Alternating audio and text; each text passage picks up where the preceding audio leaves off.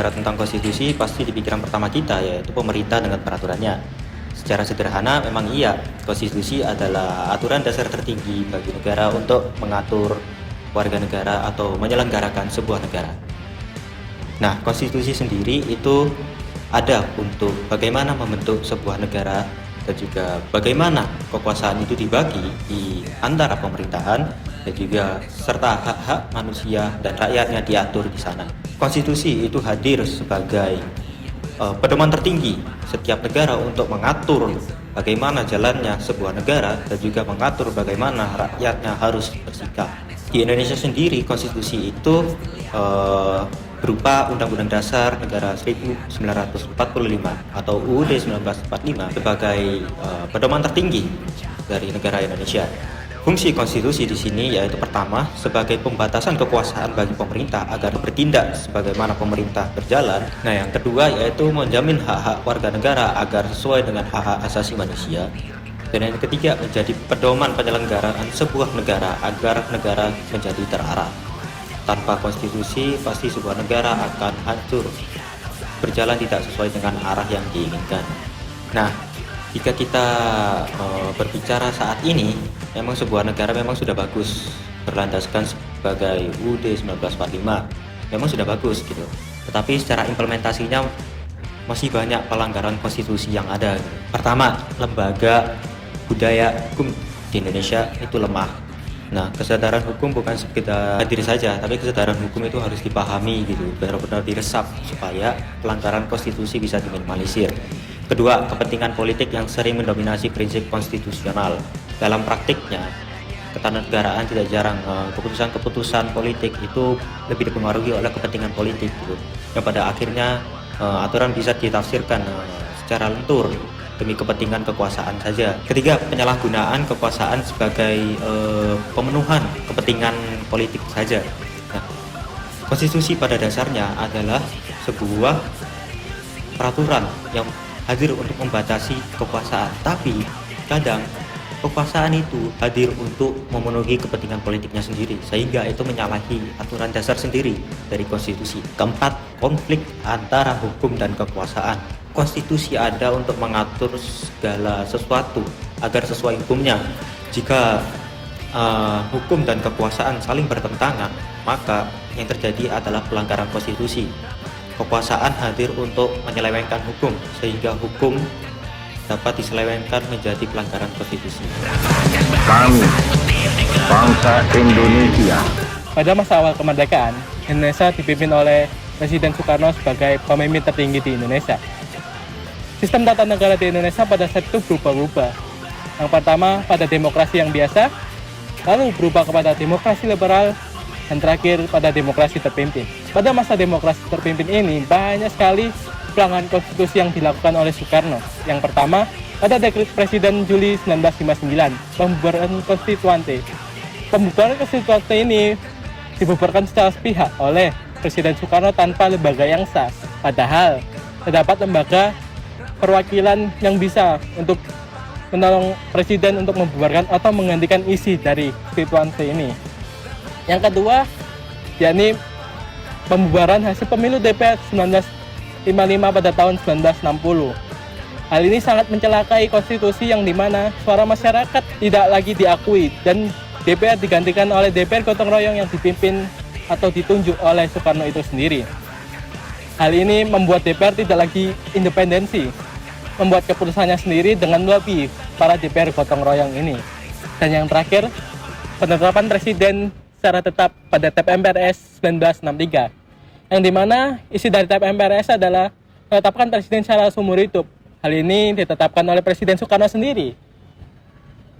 Ini mencelakai konstitusi yang ada, karena seharusnya Presiden harus dibatasi jabatannya agar terdapat generasi terbaru untuk Presiden yang akan datang. Sistem tata negara atau rezim harus diubah seiring berjalannya waktu. Dari apa yang terjadi di masa Orde Lama ini, seharusnya menjadi pembelajaran penting oleh pemerintahan yang akan datang, sehingga tidak ada lagi mencelakai konstitusi di kedepannya.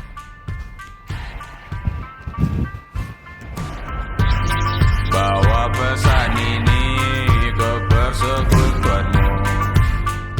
Masa Orde Baru merupakan periode pemerintahan di Indonesia yang berlangsung dari tahun 1966 hingga 1998 di bawah kepemimpinan Presiden Soeharto.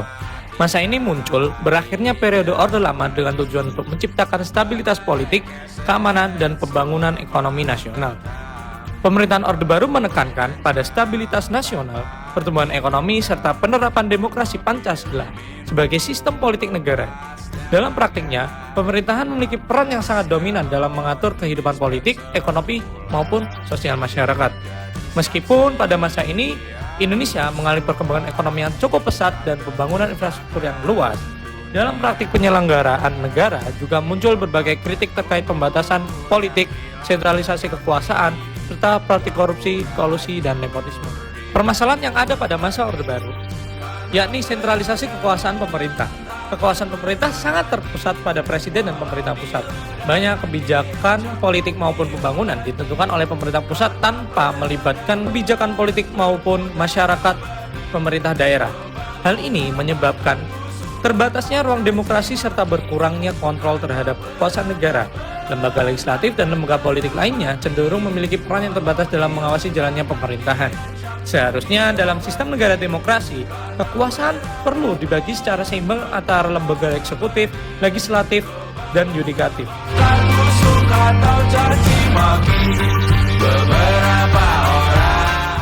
Masa reformasi dimulai pada tahun 1998 setelah jatuhnya rezim Orde Baru, ditandai dengan tuntutan kuat untuk menciptakan pemerintahan yang demokratis, transparan, bebas korupsi, kolusi, serta nepotisme. Pada periode ini, Indonesia melakukan perubahan mendasar pada sistem ketatanegaraan melalui 4 tahap amandemen UUD 1945.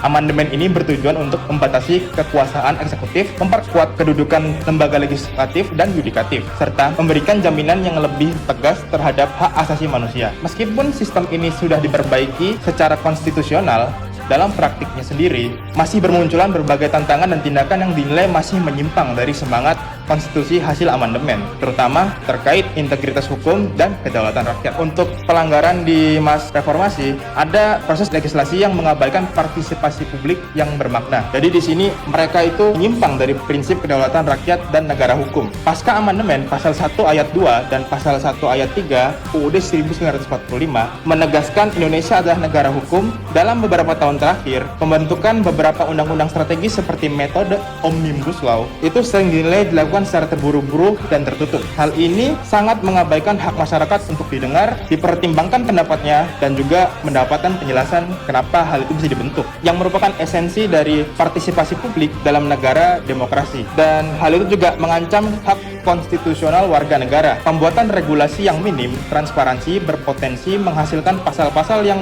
merugikan hak-hak pekerja lingkungan maupun masyarakat adat yang perlindungannya dijamin secara eksplisit dalam pasal 28A hingga 28J UUD 1945.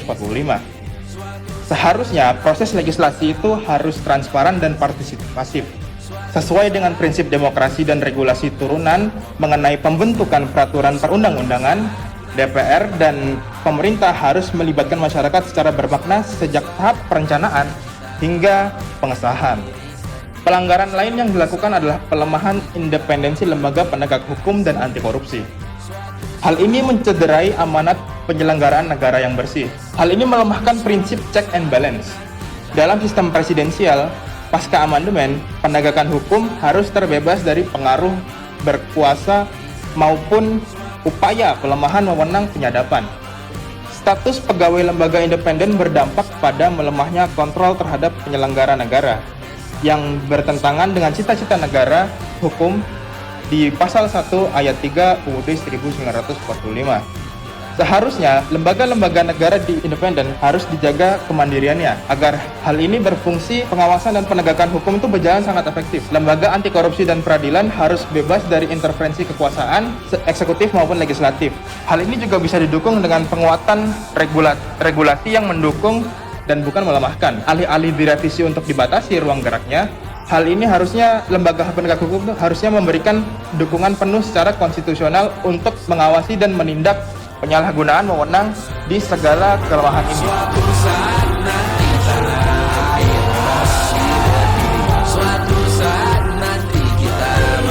Setelah Setelah sekian lama perjalanan konstitusi, saatnya kita mengevaluasi perjalanan tersebut. Singkat ya, konstitusi tersebut memiliki dasar fondasi yang bagus. Tetapi, konstitusi juga telah membuat negara kita yang awalnya negara otoriter menjadi negara yang demokrasi konvensional. Tapi itu ada celahnya. Masih ada desentralisasi, masih ada korupsi politik, masih ada hal-hal negatif yang lainnya. Konstitusi di zaman sekarang perlu diubah atau tidak? Jawabannya adalah perlu. Kenapa? Karena kalau tidak diubah, yang pertama referensinya akan berkurang. Yang diubah itu apa? Yang bisa diubah dari konstitusi tersebut adalah memperkuat check and balance. Karena walaupun sudah ada, tetapi tidak terjalani secara sempurna. Ada juga kita harus memberantas korupsi politik dan hal-hal lain negatif lainnya seperti isu-isu lingkungan, isu-isu yang lain. Intinya banyak. Itu mengapa saya percaya harus diubah konstitusi lagi. Bagaimana kita sebagai Gen Z menjaga dan mematuhi konstitusi? Yang pertama, kita bisa menjaganya dengan berpartisipasi aktif, ikut dalam pemilu, diskusi publik, dan lain-lain. Yang kedua, kita bisa berpendidikan dan mempunyai kesadaran sendiri, mempelajari tentang Pancasila, mempelajari tentang HAM, agar mencegah penyimpangan. Yang kedua, kita juga bisa berinovasi dan berkepemimpinan. Membawa ide segar untuk memperkuat konstitusi, itu memastikan agar estafet generasi ini berjalan lancar. Oleh karena itu, mari kita jaga konstitusi sebagai jiwa konstitusi, adaptasikan dengan bijak dan libatkan generasi muda sebagai pengawal utama. Karena hanya dengan kepatuhan kolektif, Indonesia akan tetap tegak sebagai negara demokrasi yang adil dan makmur. Itu saja, sekian dari kami. Ciao.